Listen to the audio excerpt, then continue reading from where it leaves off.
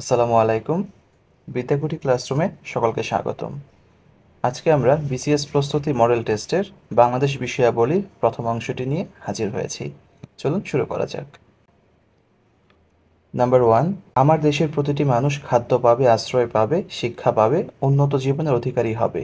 এটি হচ্ছে আমার স্বপ্ন। উক্তিটি কার? সঠিক উত্তর হবে বঙ্গবন্ধু শেখ মুজিবুর রহমান। জাতিসংঘ স্বীকৃত দ্য শেখ হাসিনা ইনিশিয়েটিভ হিসেবে খ্যাত কোনটি? Community clinic. 2022-23 অর্থবছরে দেশের গড় মূল্যস্ফীতি কত? সঠিক উত্তর হবে 9.02।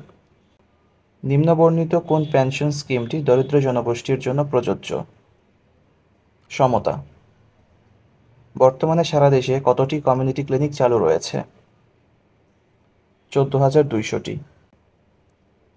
বাংলাদেশের অর্থনৈতিক সমীক্ষা 2023 মতে চলতি মূল্যে মাথাপিছু জিডিপির পরিমাণ কত? সঠিক উত্তর 2,657 মার্কিন ডলার। সম্প্রতি জাতিসংঘের কোন সংস্থার সদর দপ্তরে বাংলাদেশ বঙ্গবন্ধু শেখ মুজিব কক্ষ উদ্বোধন করা হয়েছে? সঠিক উত্তর ফাও। ফাও এর পূর্ণরূপ হচ্ছে ফুড অ্যান্ড এগ্রিকালচার অর্গানাইজেশন, যেটি জাতিসংঘের একটি অঙ্গ সংস্থা। প্রবাসী আয় গ্রহণে বাংলাদেশের অবস্থান কততম?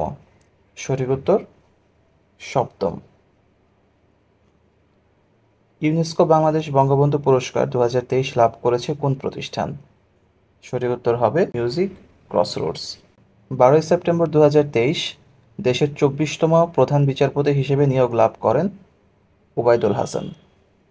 গণপ্রজাতন্ত্রী বাংলাদেশের সংবিধানের কোন অনুচ্ছেদে বলা হয়েছে নির্ভরযোগ্য বাংলা পাঠ এবং অনুমোদিত ইংরেজি পাঠের মধ্যে বাংলা পাঠই প্রাধান্য পাবে?